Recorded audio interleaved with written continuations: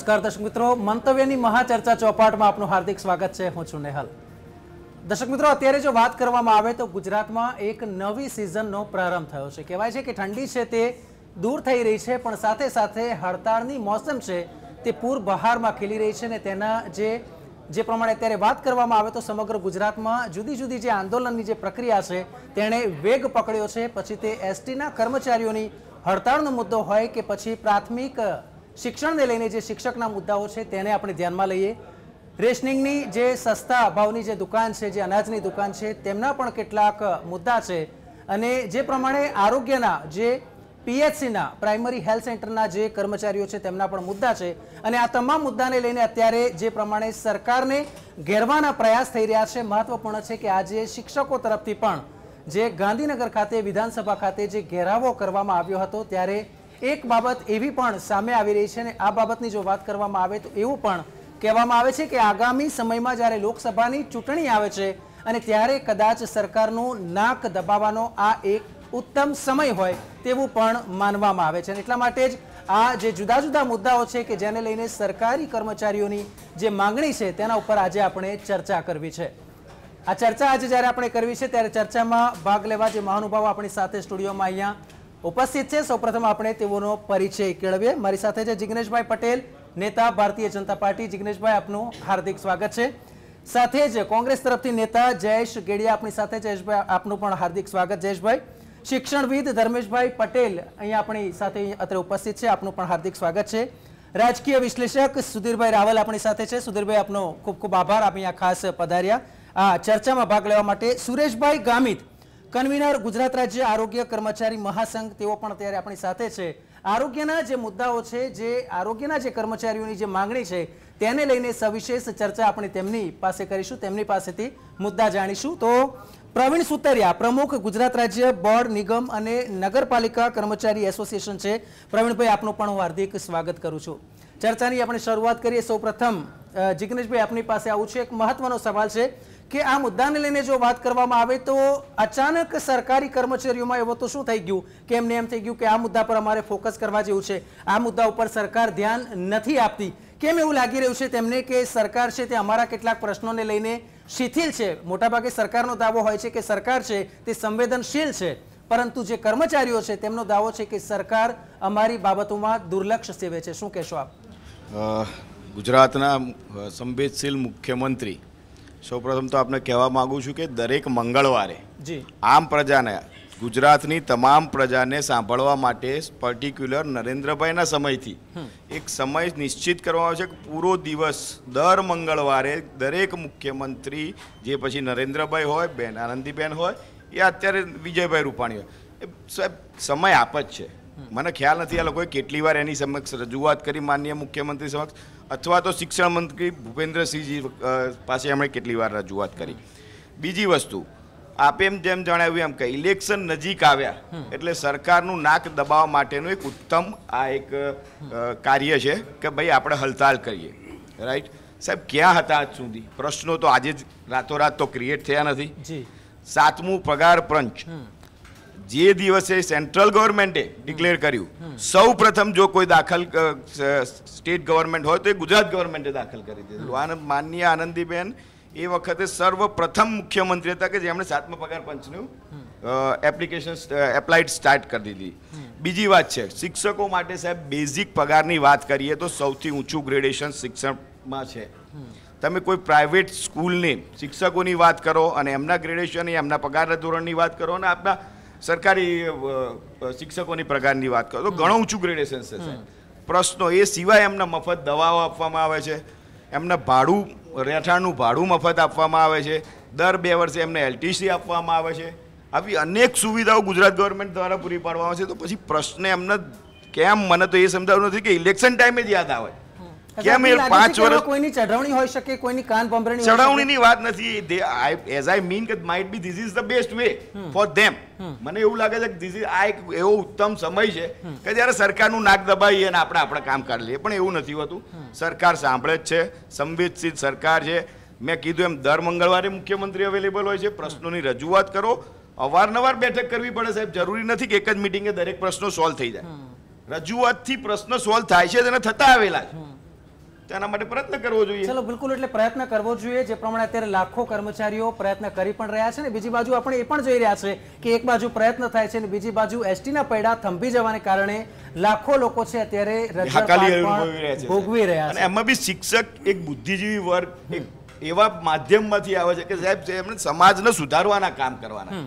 હવે એ જ જ્યારે હડતાલ પર ખોટી રીતે, હું એવું નથી કહેતો કે દરેક એમના પ્રશ્નો ખોટા હશે, પણ હા દરેક પ્રશ્નો સાચા છે એવું બી હું નથી કહેતો. રજૂઆત કરો, એનો નિવેડો લાવવા માટે પ્રશ્નો આપણે ખોટા લાગે છે એમને. તમે મને કહો સાહેબ, તમે કોઈ પણ પ્રાઇવેટ સ્કૂલનું લઈ લો અને કોઈ એક અત્યારના શિક્ષકનો પગાર ગ્રેડ્યુએશન લઈ લો, મને સાહેબ શું નથી આપતું. ચાલો બિલકુલ જિગ્નેશભાઈ આપની પાસે આવું છું. આ જ મુદ્દા પર જો વાત કરવામાં આવે, જ્યારે શિક્ષણની આપણે વાત કરી છે, જયેશભાઈ આપની પાસે પણ આવું છું, પણ જ્યારે શિક્ષણનો મુદ્દો છે તો મારે આ મુદ્દે ધર્મેશભાઈ પાસેથી રાય લેવી છે ને જયેશભાઈ ત્યારબાદ હું આપની પાસે આવું. તો ધર્મેશભાઈ આપની પાસેથી જાણવું છે કે એવા કયા કયા શિક્ષણને લઈને મુદ્દા છે કે જેને કારણે આજે શિક્ષકે, કારણ કે શિક્ષક એ બુદ્ધિજીવી વર્ગ છે અને જ્યારે ચાણક્ય પણ પોતે કહે છે કે શિક્ષકથી મહાન બીજો કોઈ જ નથી અને તે લોકોએ ગાંધીનગરનો ઘેરાવો કરવાની સ્થિતિમાં આવવું પડ્યું છે, શું કહેશો આપ? જુઓ, જે ભાજપના મિત્રએ કીધું કે ચૂંટણી આવે ને જ કેમ આંદોલનો થાય છે, તો હવે એ પ્રજા જાણી ગઈ છે કે ચૂંટણી આવે ને જ વાયદાનો વેપાર થતો હોય તો ચૂંટણી આવતાની સાથે જ વિરોધ કરવો પડે, કારણ કે એ તમે શીખવાડ્યું છે. જ્યારે નેતાઓ ચૂંટણી વખતે જ બધા વચનો આપતા હોય અને એ વચનો ચૂંટણી પછી ના નિભાવતા હોય તો લોકોને પણ હવે લોકશાહી છે, પ્રજાને પોતાનો અવાજ રજૂ કરવાનો કોઈ પણ સમયે એમને અધિકાર છે. એટલા માટે આ તો બેસ્ટ સમય છે અને લોકશાહીમાં જિંદાબાદ, મુર્દાબાદ, હાય હાય, હમારી માંગે પૂરી કરો, આવા શબ્દો આપણને જ્યારે નહીં સંભળાય ત્યારે સમજી લેવાનું કે લોકશાહી ખતમ થઈ ગઈ છે. એટલે કોઈ પણ સમય હોય લોકોનો જે અવાજ છે એ સંભળાવવો જોઈએ, પરંતુ કમનસીબે અત્યારે લોકો ગમે એટલા આંદોલનો કરે ઘણી વખત એમને સફળતા નથી મળતી. સાહેબ જેમ અભી હાલની જ વાત કરીએ તો જે શિક્ષકોએ આજે જે દેખાવ કર્યા છે તો એ કયા સમયે કર્યા છે? પહેલાં શિક્ષકોએ તાલુકા લેવલે ધરણા કર્યા છે, તાલુકાથી જિલ્લા સ્તરે દેખાવો થયા છે, કેટલાય આવેદનો આપ્યા છે. અને આ પ્રશ્ન કંઈ આજકાલનો થોડો છે. વિદ્યા સહાયકોની શરૂઆત થઈ હતી 97માં. હવે 97માં જ્યારે વિદ્યા સહાયકના 5 વર્ષ પૂરા થયા અને પછી એને ફૂલ પગારમાં લાવવામાં આવતા હતા તો 2003 પછી જે શિક્ષકો જોડાયા વિદ્યા સહાયકમાં તો સરકારે એમનું કેમ ના વિચાર્યું કંઈ? આ પ્રશ્ન 97થી વિદ્યા સહાયકની શરૂઆત થઈ અને 2003થી ઉપસ્થિત છે. તો 2003થી માંડીને 2019 સુધી જ્યારે સરકારે ના વિચાર્યું વિદ્યા સહાયકોને, અને સ્કેલ અલગ અલગ છે. જે સિનિયર હોય છે એનો અમુક વાર પગાર ઓછો હોય છે અને જે જુનિયર હોય છે એનો વધારે હોય છે અને બહુ જ અસમાનતા છે સ્કેલમાં, ખાસ કરીને શિક્ષકોની. તો આ અસમાનતા છે. આપણે બંધારણ પ્રમાણે સમાન કામ અને સમાન વેતન હોવું જોઈએ, પરંતુ કામ સમાન છે. વિદ્યા સહાયક જે કામ કરે એ જ કામ બીજો શિક્ષક પણ કરતો હોય છે, પણ વિદ્યા સહાયકનો પગાર એકદમ ઓછો અને એ જ શિક્ષક એવું જ કામ બીજો કરે તો એનો વધારે. આ અસમાનતા છે એ વર્ષોથી ચાલી આવે છે. સરકારે આના વિશે વિચાર્યું નથી.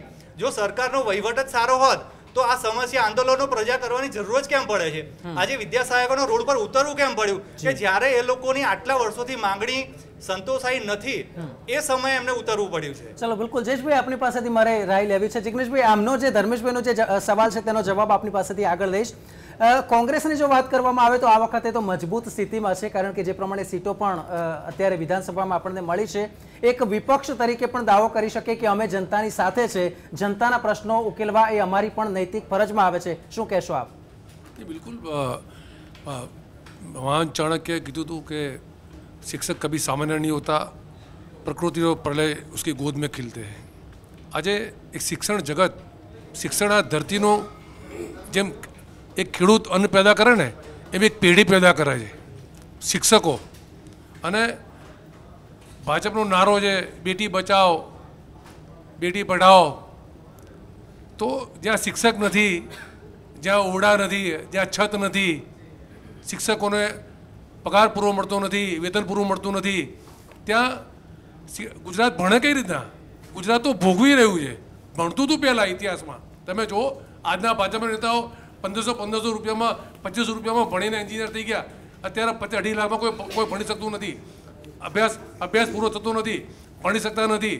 આજે તો મોંઘવારીમાં આ શિક્ષણ એટલું મોંઘું રાખ્યું છે કે સામાન્ય ગરીબ મધ્યવર્ગનો માણસ તો ભણી ના શકે. તમે ખાવાના ઠેકાણા નથી, ભણવાની વાત તો બાજુ પર રહી. બીજી વાત, હમણાં શું કીધું કે મંગળવારે મુખ્યમંત્રી બધાના સાંભળે છે, તો સાંભળે તો આ એસટીના કર્મચારીઓ આટલા બધા હડતાલ પર ઉતરે? અવારનવાર આવેદનપત્રો આપ્યા કે તમે અમારી વાત સાંભળો. શિક્ષકો જે બુદ્ધિજીવી વર્ગ છે એ લોકોએ કીધું કે અમારી આ સમસ્યા છે, તમે સાંભળો.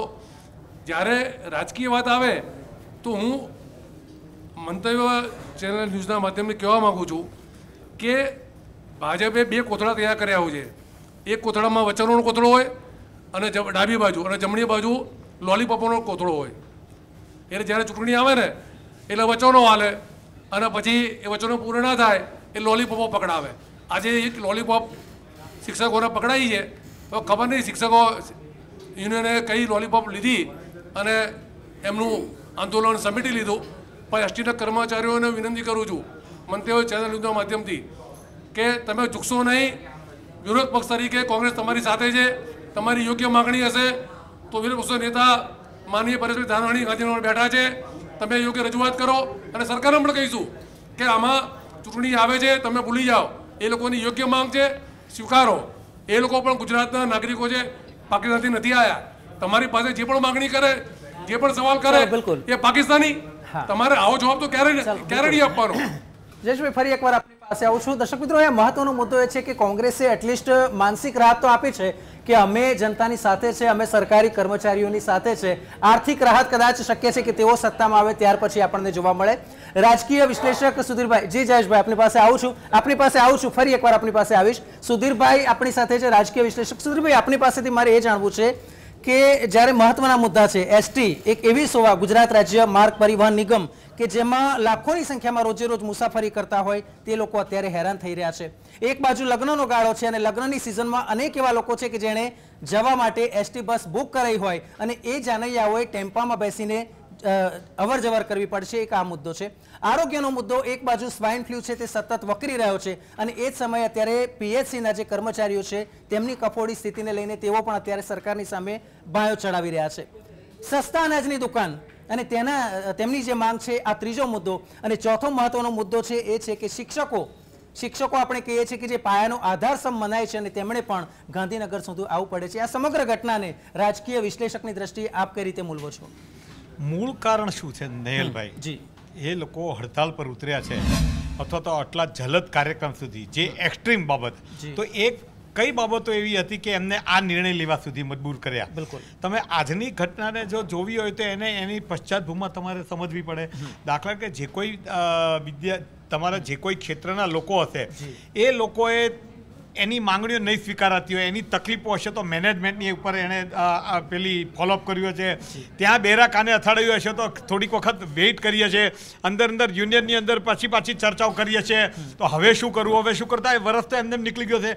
મંગળવારે મળતા હોય એમણે જે વાત કરી તો મુખ્યમંત્રી સુધી તો મળવાનું એ હોય છે, પણ મુખ્યમંત્રી સુધી કોઈને બી મળવું હોય તો બહુ તકલીફ થતી હોય છે. એક પ્રેક્ટિકલ વાત છે.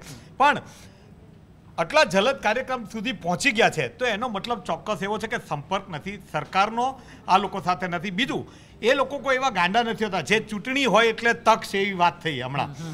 ચૂંટણીને ને એને એ લોકોને લેવા દે. એમને તો સરકારની અંદર રહીને હડતાલ કરો ને એટલે પહેલાં તેના ઉપરી અધિકારીથી લઈને છેક બધા સાથે દુશ્મની રહેવા જેવું, મોડી લેવા જેવું એક આખું વાતાવરણ હોય. અને નોકરિયાત વર્ગ તો બહુ ગભરું બી હોય છે. દાખલા કે ઉપરી અધિકારીને ભયંકર અન્યાય શોષણ થતો હોય તો બહુ વિવેક ચૂક્યા વગર એ શોષણ સહન કર્યા કરે, એવી આપણી મોટાભાગની માનસિકતા છે.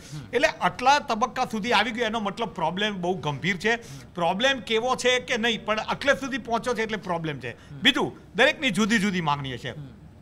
શિક્ષકની તમે વાત કરી, શિક્ષણની અંદર શિક્ષણનું આપણે તંત્ર અમસ્તું કથળતું ગયું છે અને છેલ્લા 10 વર્ષની અંદર કે એ ગુજરાત રાજ્યની પરિસ્થિતિ તમે જો, હું તો એનાથી પણ આગળ કહું, તમે આખો ટ્રેક રેકોર્ડ જુઓ.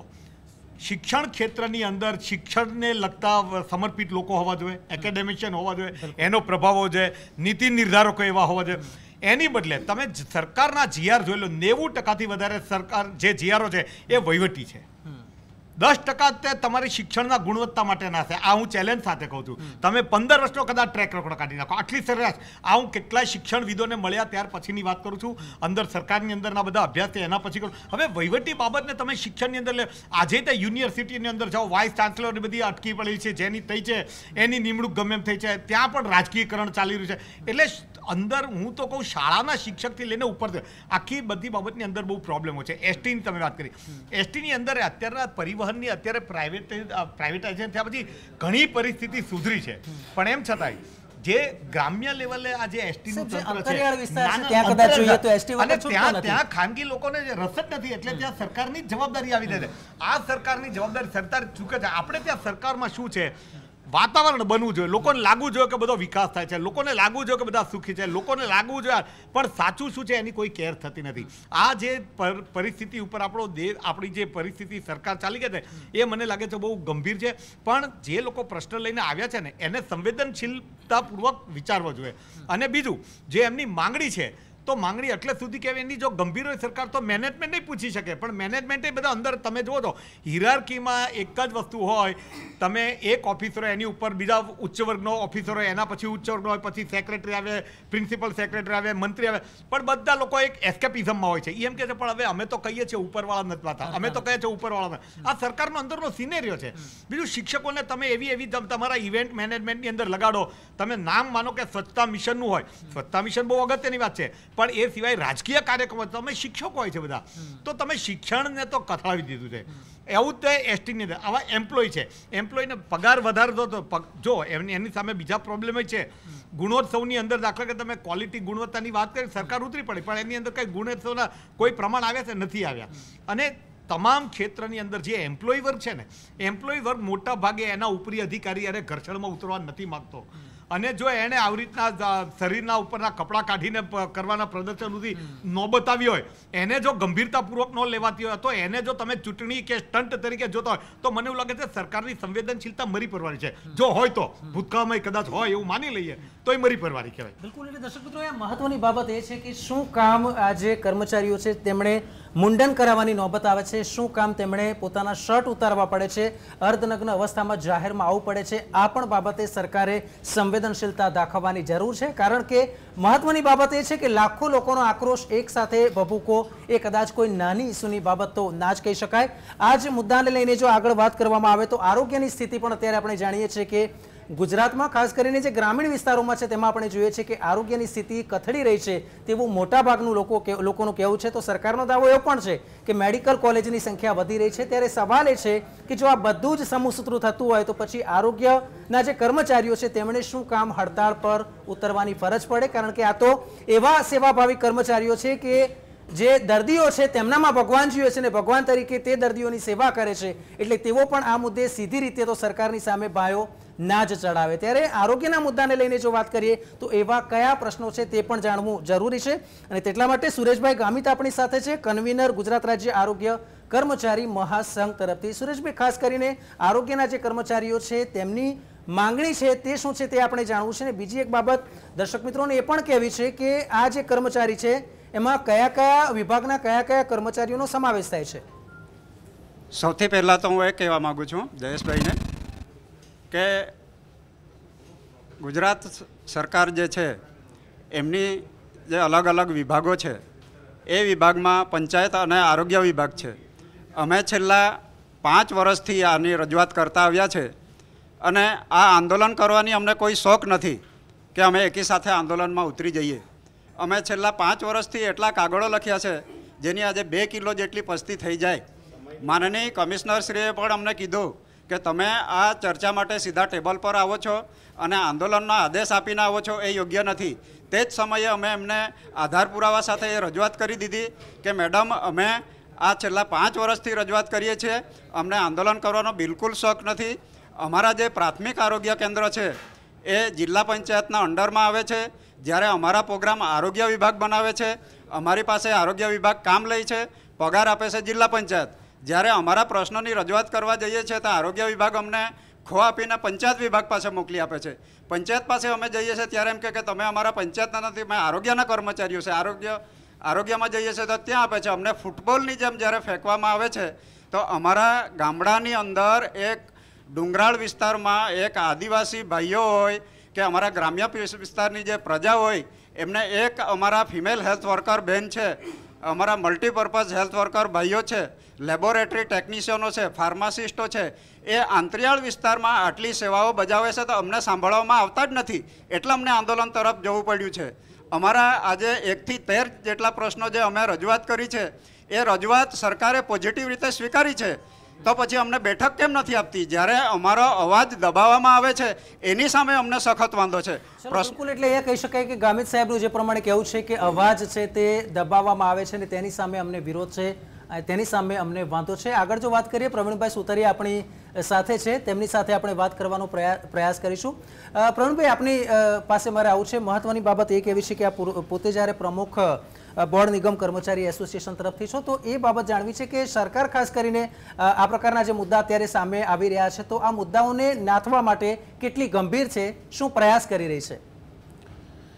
મંતવ્ય ન્યૂઝના માધ્યમથી હું આજે રાજ્ય સરકારને કહેવા માગું છું કે છેલ્લા કેટલાય સમયથી અમે રાજ્ય સરકારને અલગ અલગ આવેદનપત્રો આપ્યા, એમની સાથે બેઠક યોજવાના પ્રયત્નો કર્યા, પરંતુ આ રાજ્ય સરકાર જે છે એ કર્મચારી માટે નકારાત્મક અભિગમ ધરાવે છે, સત્તાનું કેન્દ્રીકરણ કરી નાખ્યું છે, વહીવટી માળખું જે છે પડી ભાગ્યું છે. આજે 60% જેટલું વહીવટી માળખાની ઘટ છે.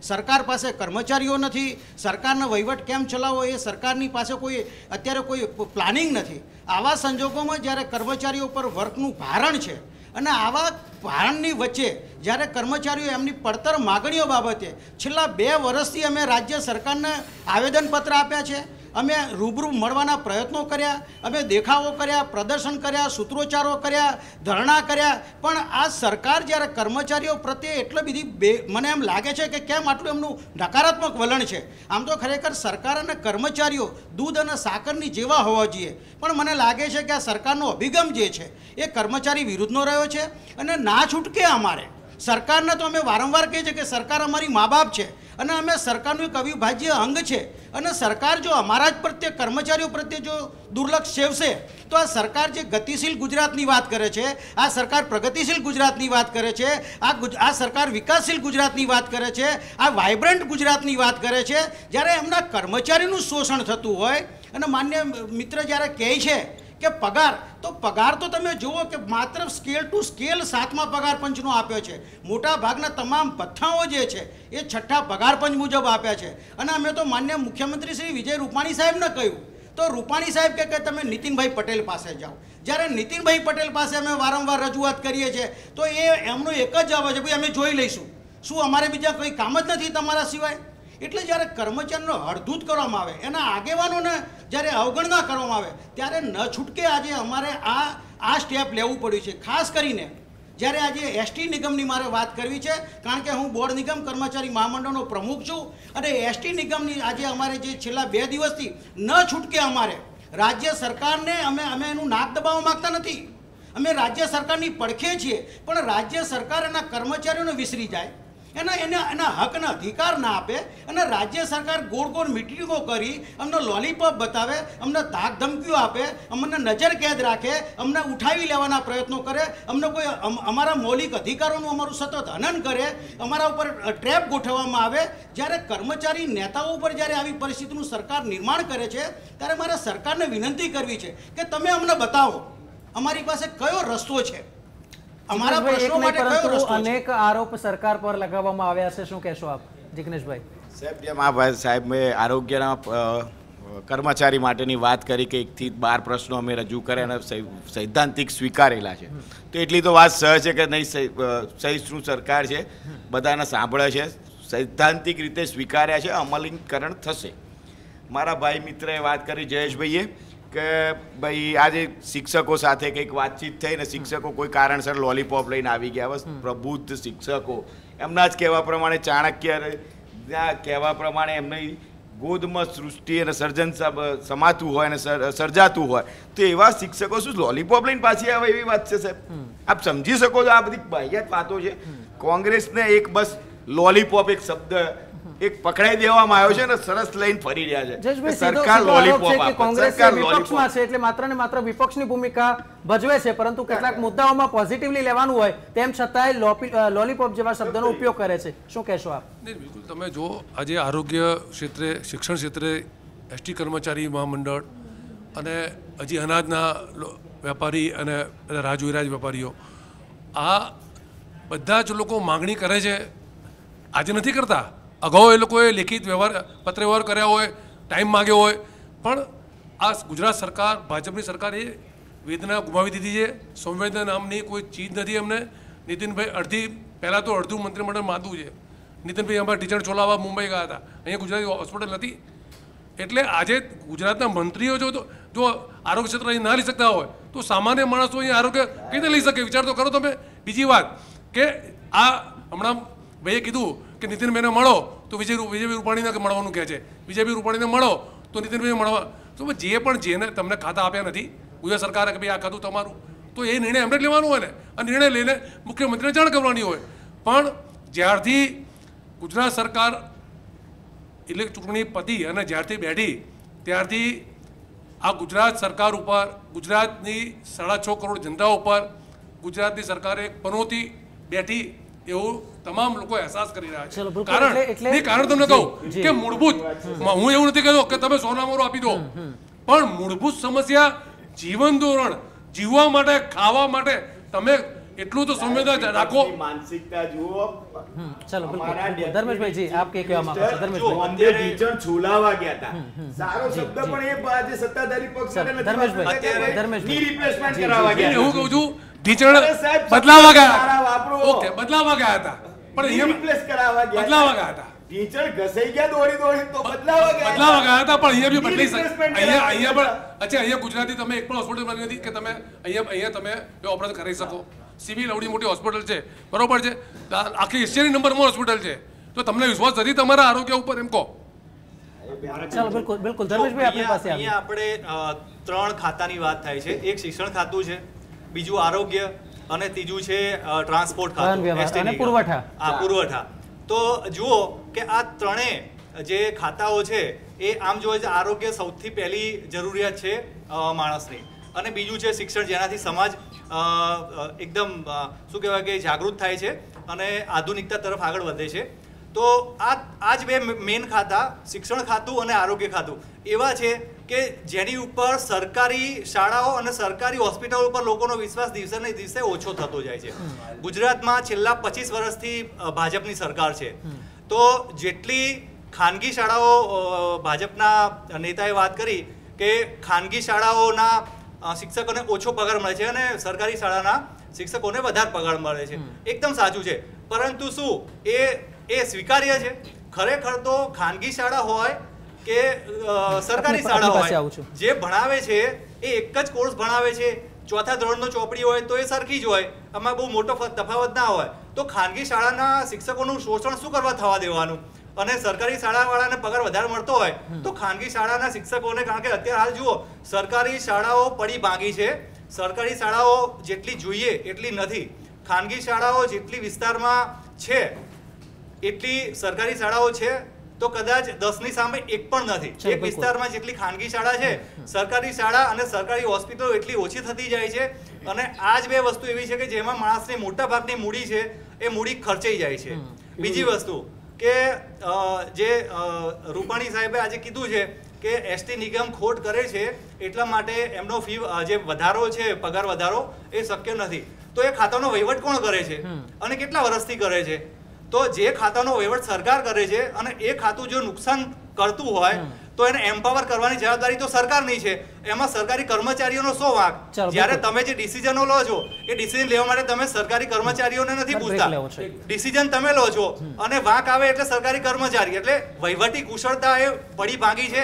આરોગ્ય હોય, એસટી હોય, એકવાર આપણી પાસે આવશું. દર્શક મિત્રો, અહીંયા મહત્વની બાબત મને યાદ આવે છે કે જ્યારે આપણે નાના હતા ને ત્યારે ગોળ ગોળ ધાણી જે રમત રમતા હતા એ અત્યારે કદાચ મોટા થઈને ફરી એકવાર તેનું પુનરાવર્તન થતું હોય તેવું લાગે છે. તો બીજી બાબત આપણે એ પણ જોઈએ છે કે સરકાર જે માળખાકીય સુવિધામાં ઇન્ફ્રાસ્ટ્રક્ચરની જો વાત કરવામાં આવે તો જે રસ્તા અને બ્રિજીસના વિકાસની વાત કરે છે, પરંતુ જે મૂળભૂત પાયાની જરૂરિયાત કે જેમાં રેશનિંગમાં સસ્તા અનાજે તેને અનાજ મળવું જોઈએ, જે પરિવહનની સુવિધા મળવી જોઈએ, એમાં ક્યાંક ઊણી ઉતરતી હોય, શિક્ષણ અને આરોગ્યમાં પાછળ રહેતી હોય એવું પણ અહીંયા જણાઈ આવે છે. અને આ બાબત હું નહીં પરંતુ લોકોનું માનવું છે, સમાજનું માનવું છે. આ જ વિષય પર આગળ પણ આપણી ચર્ચા જારી રહેશે. મળીએ છીએ નાનકડા વિરામ બાદ.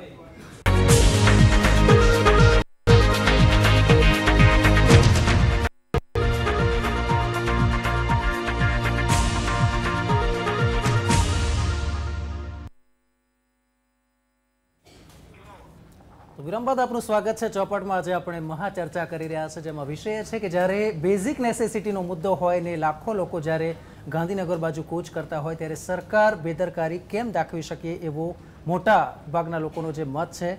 મહત્વપૂર્ણ છે કે આમાં આપણે માત્ર ભાજપ કે કોંગ્રેસની વાત નથી, પરંતુ આમ જનતા ક્યાંક પીસાતી હોય તેવું પણ આપણને લાગી રહ્યું છે. એટલા માટે જ આ વિશેષ ચર્ચા કે જેમાં આ હડતાળને લઈને જે મુદ્દા છે, આંદોલન જે મુદ્દા ઉપર થાય છે તેની આપણે ચર્ચા કરીએ છીએ. બ્રેક પહેલા જો વાત કરવામાં આવે તો જયેશભાઈની જે ચર્ચા અધૂરી હતી તેને આપણે પહેલા સાંભળી લઈએ. જયેશભાઈ. બિલકુલ, મારે શિક્ષણ મંત્રી ભૂપેન્દ્રસિંહ ચુડાસમાને કહેવું છે કે એફઆરસીનો આજે તમારો પરિપત્ર છે, ફી રેગ્યુલેશન કમિટી, એ પૂરા ગુજરાતમાં પ્રાઇવેટ સ્કૂલોમાં એનો અમલ કરવો જોઈએ. આજે વાલીઓ બિચારા કેટલી વાર તમને આવેદનપત્રો આપ્યું, બરાબર, છતાં પણ આજે પ્રાઇવેટ સ્કૂલો અમલ કરતા નથી. તો તમે વાલીઓની વાત પણ સાંભળો. બીજી વાત, હમણાં કીધું ભાઈએ કે એસટી નિગમ ખોટ કરે છે એટલે અમે તમારી માગણી સ્વીકારતા નથી. તો મારે કહેવું છે કે માનનીય મુખ્યમંત્રી અને માનનીય વડાપ્રધાનશ્રીની જાહેર સભામાં એસટી બસો કેમ જાય છે, ત્યાં ખોટ થતી નથી. એટલે જ્યારે વાત આવે, જ્યારે આપવાની, આપણે ગુજરાતના લોકોને જ આપવાનું જોઈએ, ક્યાંયથી આપવાનું. તમે ઉદ્યોગપતિઓને લાલ જાજમ પાથરી અને દુનિયાભરના કરોડો રૂપિયા આપી દો છો, તો એક કર્મચારી બિચારા સવાર સાંજ પરસો પડીને તમારા સરકાર માટે મળી રહ્યા છે, તો તમે કેમ એમની વેદના સાંભળતા નથી? ચલો, બિલકુલ બહુ મહત્વપૂર્ણ વાત કરી. આ જ મુદ્દા પર જો વાત કરવામાં આવે, સુધીરભાઈ આપણી પાસે આવું છે. એક સીધો સવાલ છે કે લાગે છે કે રાજકારણ આમાં ગમે ત્યાં હોય, ગમે તે દિશામાં જતું હોય કે ફંટાતું હોય, પરંતુ જ્યારે આરોગ્યની સેવાની બાબત હોય અને હડતાળ પર લોકો જ્યારે ઉતરે ત્યારે જે આમ નાગરિકો છે તેઓ ભોગ બની રહ્યા છે. શક્ય છે કે કદાચ ગંભીર મામલો થઈ જાય ને મોત પણ નીપજી શકે તેવું હોય છે. શિક્ષણની બાબતે જો વાત કરવામાં આવે તો શાળા પ્રવેશોત્સવ હોય કે ગુણોત્સવ હોય, પરંતુ જો શિક્ષક પોતે હડતાળ પર ઉતરે તો તેની અસર છે તે બાળકના શિક્ષણ પર પડે તે ખૂબ જ સ્વાભાવિક બાબત છે. જે રેશનની દુકાનમાં જો તે લોકો હડતાળ પાડે તો સ્વાભાવિક છે કે કદાચ એવા હજારો ગરીબ હશે કે જેને એ દિવસનું ટંકનું ભોજન છે તે ના પણ મળે, કદાચ એને સસ્તા દરનું તેલ ના મળે કે પછી કેરોસીન એ પણ ના મળે. અને જ્યારે વાહન વ્યવહારની વાત કરવામાં આવે છે તો તમામ લોકો અંતરિયાળ વિસ્તારમાં આજે પણ આપણે જાણીએ છીએ કે જે એસટી બસ છે એ જ ચાલી શકે, પ્રાઇવેટનું એ કામ નથી, પ્રાઇવેટ બધે પહોંચી ના શકે કારણ કે એને નફો નથી મળતો હોતો. ત્યારે લાગે છે કે પ્રજા પીસાઈ રહી છે. તમારો બહુ મહત્વનો સવાલ છે. આ સિક્કાની બીજી બાજુ છે.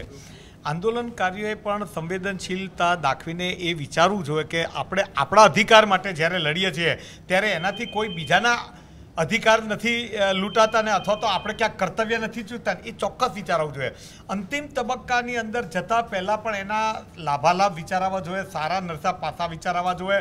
પરિણામ અત્યારે એ બધું ઓછું થતું જાય છે. તમે જો જાપાનની અંદર ત્યાં આગળ આપણે ત્યાં અહીંયા આગળ માનો કે પેન્ટાઇન સ્ટ્રાઇક થાય, કામ કરવાનું બંધ થાય, તો જાપાનની અંદર ઓવર પ્રોડક્શન નહીં કરતા હતા. આ બી એક સરકાર, આ પણ એક વસ્તુ મેનેજમેન્ટને દબાણમાં લાવવાનો કિમ્યો છે. માની લો કે ઓવર પ્રોડક્શન કરે તો પ્રોડક્ટિવિટી કરવા માટે રો મટીરિયલ વધારે જોવે છે. આ કેવી રીતે આખી કોઈ ફેક્ટરી હોય કે કોઈ મોટું કારખાનું ઉદ્યોગ હોય કે આખું એક તંત્ર હોય, એટલે ત્યાં પણ અવ્યવસ્થા સર્જાય છે. અવ્યવસ્થા સર્જાય એટલે મેનેજમેન્ટ જે પ્રેશરમાં આવે.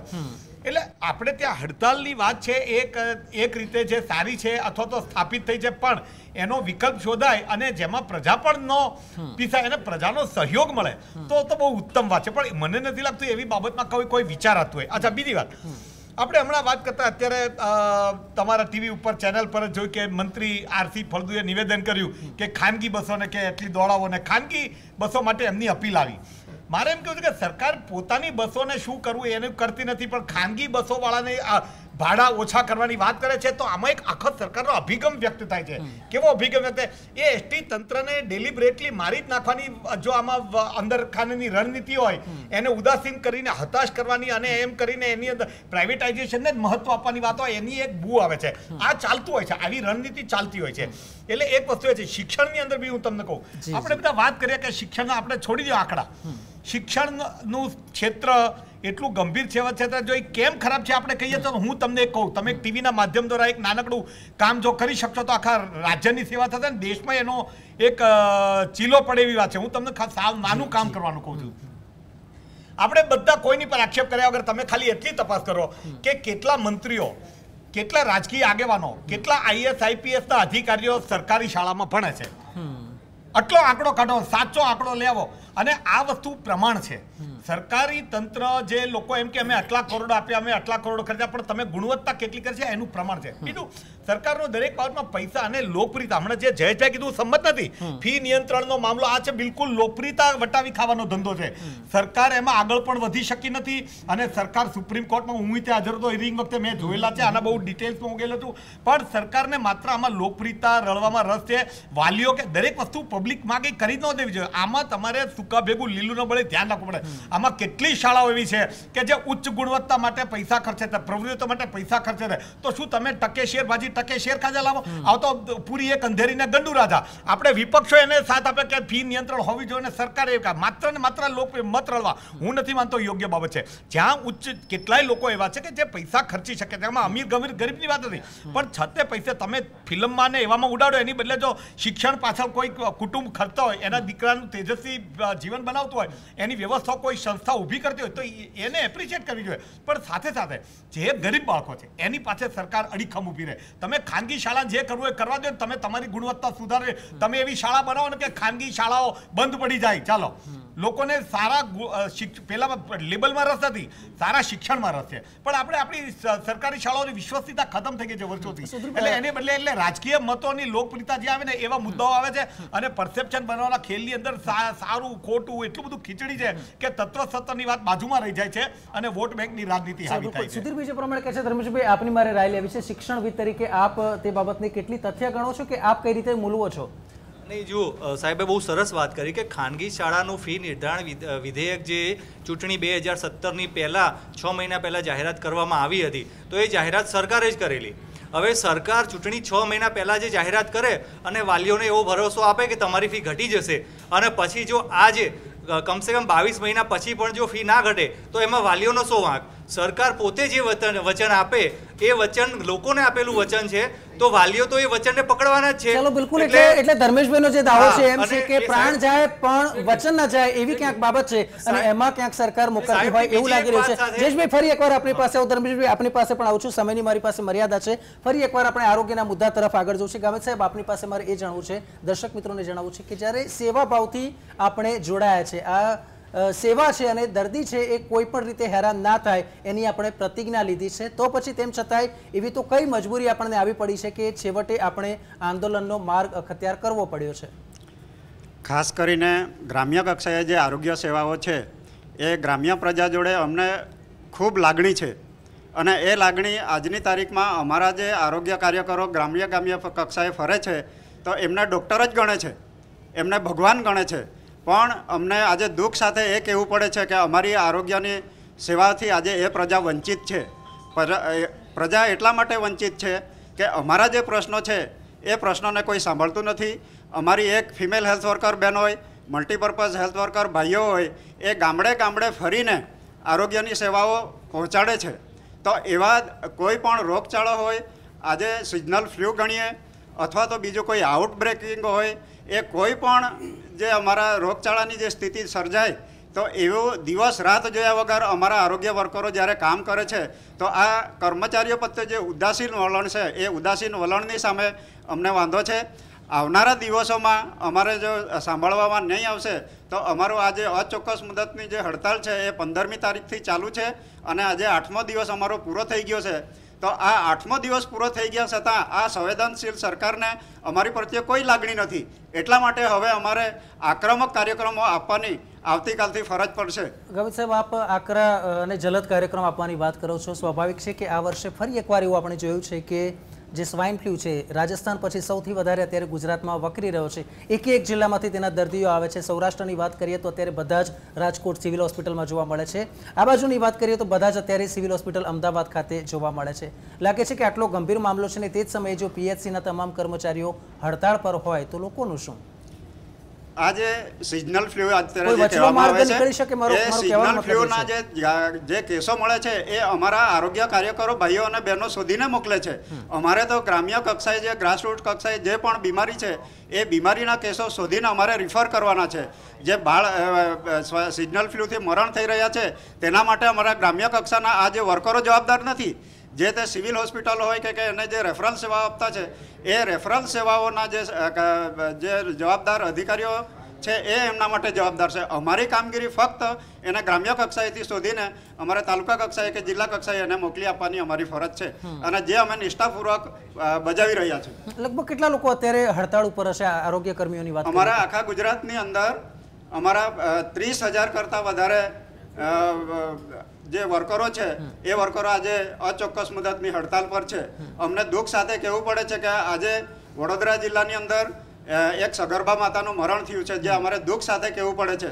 તો એની અમને જો સરકાર સાંભળતે તો આ ગ્રામ્ય કક્ષાની પ્રજા આ જીવ ગુમાવવાનો જે વારો આવી રહ્યો છે તો એ એમના જીવ બચી શકત. ચલો, એટલે ગંભીર મામલો કેટલો છે તે પણ આપણે અહીંયા સમજી શકીએ છીએ. આગળ પ્રવીણભાઈ આપની પાસે મારે આવું છે. આપને એક સીધો સવાલ પૂછવો છે કે લાગે છે કે જે પ્રમાણે એક પછી એક અત્યારે સરકારની સામે ક્યાંક 7મા પગાર પંચ કે અન્ય કેટલાક મુદ્દાને લઈને જે પડતર માંગણીઓ છે તેને લઈને અત્યારે વિરોધનો વંટોળ ઉઠ્યો છે, કોઈ વચલો માર્ગ નીકળી શકે કે જેમાં બંને બાજુ વિન વિન સિચ્યુએશન થાય, સરકારને પણ કોઈ એવું ખાસ નુકસાન ના જાય અને કર્મચારીઓ અને તેની કામગીરી બધું જ સચવાઈ જાય, આમ નાગરિક હેરાન પરેશાન ના થાય?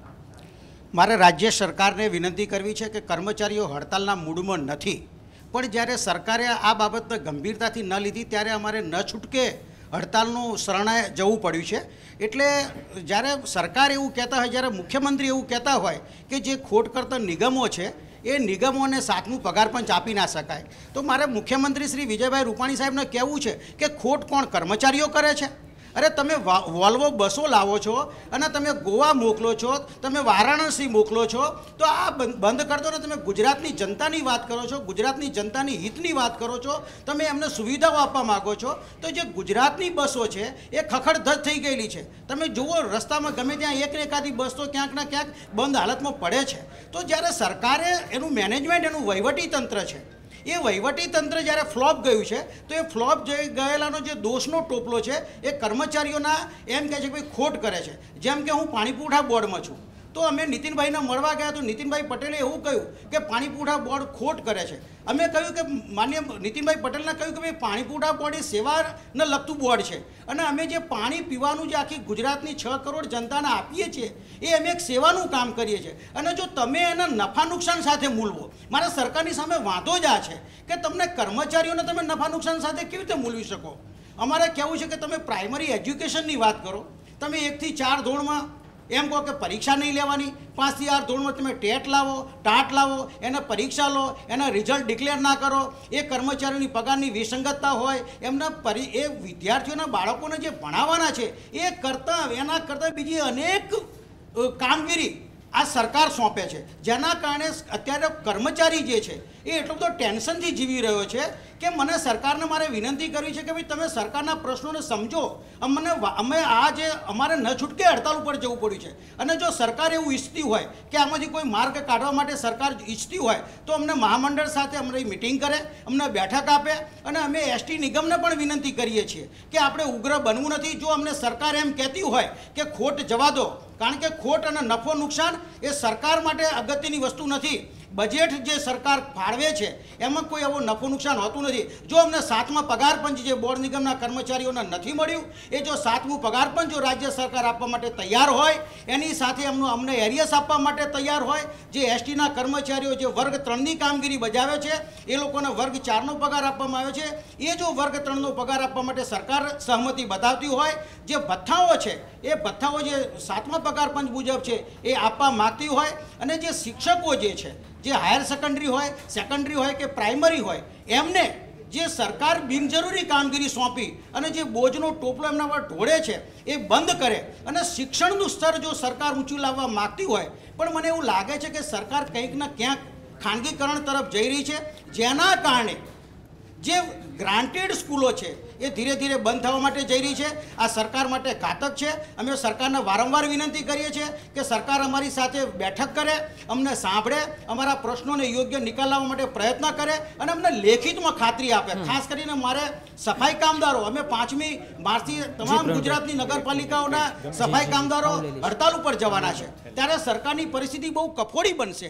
નગરપાલિકાના કર્મચારીઓ જ્યારે સફાઈની કામગીરી બંધ થઈ જશે, જ્યારે આપણા ભારતના પ્રધાનમંત્રી જ્યારે ગુજરાત આવી રહ્યા છે 4મી અને 5મી તારીખે, ત્યારે જ્યારે સફાઈ કામદારો જે છે સ્વચ્છ ભારત અભિયાનના જ્યારે કલંક લાગવાનું છે, ત્યારે મારે સરકારને વિનંતી કરવી છે કે સરકાર તમે અમને હળવાશથી ના લો, અમારી મજબૂરીનો તમે ગેરલાભ ના ઉઠાવો. અમે તમારું એક અવિભાજ્ય અંગ છે, અમે તમારી કરોડરજ્જુ છીએ અને સરકારે સતત તમને 22 વર્ષથી આ કર્મચારીઓ તમને સફળતા અપાવી છે. અને એમાં ખાસ કરીને જે બોર્ડ નિગમો છે, અને તમે એમ કહો કે આ બોર્ડ નિગમ નફો કરે છે, આ બોર્ડ નિગમ નુકસાન કરે છે, તો એ કર્મચારીઓના હાથની વાત નથી. અમારે કહેવું છે, જેમ કે પાણી પુરવઠા બોર્ડની વાત કરીએ તો અમે પાણીનું વિતરણ કરીએ છીએ, તો નગરપાલિકા હોય, નગર પંચાયત હોય, એના અમે બિલ આપીએ છીએ, તો પંચાયતો બિલ ભરતી નથી.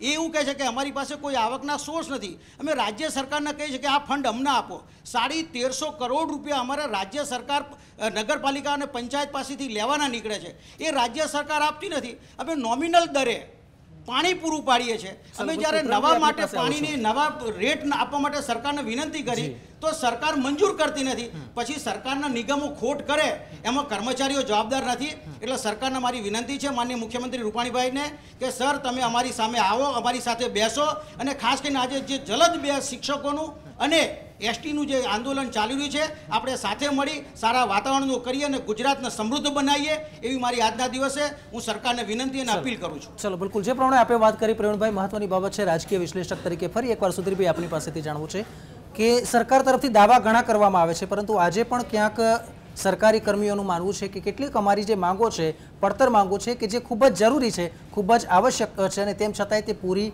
નથી થતી, એવું પણ તેમનું માનવું છે. આપ તેને કઈ રીતે જુઓ છો? તટસ્થ મૂલ્યાંકન કરવું હોય ને તો આ કર્મચારી મિત્રોને પણ ન ગમે એવી વાત મારે કહેવી જોઈએ. જે રાજકીય પક્ષો તો કહેશે નહીં, બરાબર છે. આપણે જ્યારે સરકાર જે હોય તો સરકારની સમસ્યામાં જ્યારે સરકારના પ્રોબ્લેમ એની ચર્ચા આપણે કરીએ છીએ, પણ સરકારની સાથે સાથે હું તમને કહું જે આખું વહીવટી આપણે જો ટોટાલિટીમાં જોઈએ ને આખો પ્રશ્ન, આવા પ્રશ્નો ત્યારે ઉદ્ભવે કે જ્યારે અધિકારની ભાવના એટલી પ્રબળ હોય પણ કર્તવ્યની ભાવના બહુ નિર્બળ થતી થાય છે. અહીંયા તમે જો કે વહીવટી તંત્રની વાત કરો, સરકારી કર્મચારીઓ, આખા દેશની વાત કરો, ગુજરાતની વાત કરો, કોઈ પણ ડિપાર્ટમેન્ટ કરો, એમાં ઘણા નિષ્ઠાવાન સારા કર્મચારીઓ છે, એમાં ફ્રેશ હોય, વધારે હોય, આગળ જતાં જળ થઈ જાય, એનામાં પરિવર્તન આવે અને કોઈને એક લાકડીએ ન હાકીએ તો એમાં બહુ સારા લોકો પણ છે. પણ સાથે સાથે તમે જો સમગ્ર સરકારની અંદર મોટા ભાગે દાનત અને આવડતનો પ્રોબ્લેમ હોય છે, એવું તો હોય જ છે. કામ ચોરીના મુદ્દા હોય છે, અધિકારની અંદર પોતાની ચિંતા હોય, પણ બાકી આ મારું શું ને મારે શું વાળું ચાલેગા. મને એટલું કહ્યું કે સરકાર આજે મોટાભાગની પ્રજાના પ્રશ્નો, એક તરફ ભ્રષ્ટાચારો એટલે ના થાય, પણ બીજી તરફ તંત્ર નથી કામ કરતું તો કોણ? ભલે કર્મચારી સાવ નાનો હોય કે મોટો હોય. અગેન હું કહું છું, આમાં દાખલા કે તમે એક ખાતે બધાને કરવાને બહુ સારા લોકો છે, એને હતાશે નહીં કરવાના, પણ મોટા ભાગે આ પ્રશ્નો છે એની પર તમે આંધળું ક્યાં કરો અથવા એનું ધ્યાન ન લો તો સરકારે પણ એ કડક હાથે કામ લેવું પડે. સરકારની જવાબદારી છે, સરકારે પરફોર્મન્સ આપવાનું છે. અને એવા જો પોતાના માત્ર અધિકારની બાબતથી કોઈ આંદોલનો પર ઉતરી પડતા હોય, હું નથી માનતો એને પ્રોત્સાહન આપવું જોઈએ, પણ જેન્યુઅન પ્રોબ્લેમ હોય એને સંવેદનશીલતાથી જોવું જોઈએ સરકારે. કારણ કે સરકાર પણ જવાબદારી હોય છે. ભાજપ કોંગ્રેસ તમે ભૂલી જાઓ, સરકારે એક પરફોર્મ કરવાનો છે ને એ પ્રજાના કલ્યાણ માટે છે. એટલે જો જે કર્મચારીઓ દાખલા તરીકે એક કરોડરજ્જુ છે ને પોતે એમ માને કે અમે તો પરમેનન્ટ જ છીએ, એટલે એ વસ્તુ છે ને એ લોકોએ આત્મચિંતન, આજે આપણે મીડિયામાં છે તો મીડિયાની આપણા પ્રોબ્લેમો આપણે ચર્ચા કરવી જોઈએ કે ભાઈ આ આપણે કેટલીક બાબતોમાં ઉણા ઉતરીએ છીએ. એ દરેક ક્ષેત્રમાં દરેક ક્ષેત્રના લોકોએ પોતાની નબળાઈઓ જોવી જોઈએ. એટલે એ રીતે આ જે મિત્રો છે જેમને એ ના ગમે એવી વાત, હું એટલા માટે કહું છું કે એવા પણ પ્રશ્નો તમે હશે એમાંથી બી ઉભરી આવો અને તો કદાચ તમારી વાત વધારે તમને પ્રજાનું સમર્થન મળશે કે ભાઈ હા આ બાબતમાં અમે ઊણા ઉતર્યા છીએ, અમે સંકલ્પ લઈએ છીએ કે અમે તમને કોઈ પ્રશ્ન નહીં આવે દે પણ અમારા જે અધિકાર છે ત્યાં લડી લઈશું. હું માનું છું કે તમારી પ્રજા તમારા સમર્થનમાં આવશે તો પછી કોઈ પોલીસ દંડો તમારી આમાં ઉચકવાની હિંમત નહીં કરે, સરકાર પણ નહીં કરે. બિલકુલ બિલકુલ. જિગ્નેશભાઈ આપની પાસે આવું છે લાગે છે. જિગ્નેશભાઈ આપની પાસે પાસે મારે આવું છે. મહત્વની બાબત એ છે કે જ્યારે સરકાર છે તે પ્રયાસ કરે છે, પરંતુ ક્યાંક વધુ કાર્યક્ષમતાથી કામ લેવાની પણ એક આવડત સરકારે પણ કેળવવાની જરૂર છે. જો વધારે કામ લેવામાં આવશે ને સાથે કદાચ વધારે વેતન આપવામાં આવશે તો સરકારને પણ એવો કોઈ નાણાકીય સમસ્યાથી પીડાવું પણ નહીં પડે. શું કહેશો આપ? વાત સાચી છે. જો કાર્યક્ષમતા જો મળી રહેતી હોય અને સરકાર પબ્લિકના પ્રશ્નો સરળતાથી જો એનો ઉકેલ લાવી શકતી હોય તો કર્મચારીઓના પગારને દબાઈ રાખવું એવું તો કોઈ મેન્ટાલિટીથી ક્યારેય કોઈ સરકાર નથી આવતી. હું ભાજપ કોંગ્રેસની વાત નથી કરતો. ક્યારેય કોઈ સરકાર એવી મેન્ટાલિટીથી નથી આવતી કે અમારે કામ સારું લેવું છે પણ પગાર નથી આપવો. પેરેલલ બંને વસ્તુ, સાહેબે કીધું એમ પેરેલલ બંને વસ્તુઓનું જો આઉટપુટ મળતું હોય તો બધા જ પ્રશ્નો સરળતાથી સમજી અને ઉકેલી શકાય એવા છે. પબ્લિક કોઈ પણ કર્મચારી યા સરકારના લીધે પીસા એ કંઈ યોગ્ય વસ્તુ નથી. આજે આરોગ્યની વાત કરીએ તો સરકાર સંવેદનશીલ છે જ સાહેબ. આજે 8,000 સિવિલ બેડ, 8,000 બેડની સિવિલ હોસ્પિટલ છે, 1200 બેડની નવી બીજી એડ થઈ રહી છે. તો સરકાર 100% આરોગ્ય માટે સંવેદનશીલ છે. 700 બેડની 700 કરોડના ખર્ચે VSને અપગ્રેડેડ કરી અને આજે 1600 બેડની VS હોસ્પિટલ નવી, બિલકુલ આપ જરા ત્યાં નજર કરો સાહેબ. આજે તમને સાલ યા સિવિલ હોસ્પિટલ સાલ અથવા સ્ટર્લિંગ ભૂલી જશો એટલી સારી ઉત્તમ સેવાઓ આજે VSમાં અમે આપવા જઈ રહ્યા છીએ. તો સરકાર હંમેશા પબ્લિકને માટે પબ્લિકની સાથે છે જ, અને સાથે સાથે કર્મચારીઓના બી જો જેન્યુઅન પ્રશ્નો હોય, હું સમજી શકું છું પ્રશ્નો હોય, સરકાર ચલાવતા હોય, આટલો મોટો કર્મચારી વર્ગ હોય, પ્રશ્નો નાના મોટા દરરોજ ઉદ્ભવવાના છે. પણ એનો મતલબ એવો નથી સાહેબ કે એમનું નાક દબાવવું સરકારનું અને એમાંથી રસ્તો કાઢવો. હું એવું માનું છું કે સાહેબે જેમ વાત કરી એમ કે ઓવર પ્રોડક્શનની સાહેબે એક વાત કરી. આપણે ફોરેનના દર ફેરી નાનામાં નાની વસ્તુમાં દાખલા લેતા હોય છે કે ભાઈ અમેરિકામાં આમ છે, કેનેડામાં આમ છે, યુએસમાં આમ છે. સાહેબ ત્યાં પ્રશ્નો ઉદ્ભવે છે ને ત્યાં હડતાળ કરવાની બી એક સ્ટાઇલ છે. ત્યાં કાળી પટ્ટી બાંધી દરેક કર્મચારી કામ પર તો આવે જ છે અને એમની સાથે મેનેજમેન્ટ સાથે ચર્ચા પણ કરે. તો આવું શક્ય છે. પણ દરેક ઇલેક્શન વખતે દરેક કોઈ પણ ડિપાર્ટમેન્ટના લોકો પ્રશ્નો, સાહેબ 5 વર્ષ કેમ ત્યાં ચર્ચા થઈ? ચર્ચા કરો ને. તમે 5 વર્ષ આવેદનપત્ર આપ્યા, આવેદનપત્ર આપવાથી વાત પતી જાય છે? ના, દરેક સ્ટેજે તમે જઈ અને ચર્ચા કરો. મિનિસ્ટર એક ખાલી ચીફ મિનિસ્ટર નથી મળતા. ચીફ મિનિસ્ટર સાહેબ મળે છે મંગળવારે, પણ ચીફ મિનિસ્ટરનું સ્ટેજ લાસ્ટ છે. જે તે ડિપાર્ટમેન્ટના મિનિસ્ટરો બેઠેલા છે તો ત્યાં જઈને ચર્ચા કરવી જોઈએ સાહેબ. ચલો બિલકુલ મારી પાસે સમયની મર્યાદા છે. અહીંયા આપણે કાર્યક્રમને સમાપન તરફ આગળ લઈ જવું છે. પણ દર્શક મિત્રો, મહત્વની બાબત એ છે કે આપણે જેમ બૈબઈ ચાણી કરીએ છીએ ને તેને કારણે જે આમ જનતા છે તે પીસાઈ રહી છે, પીડાઈ રહી છે.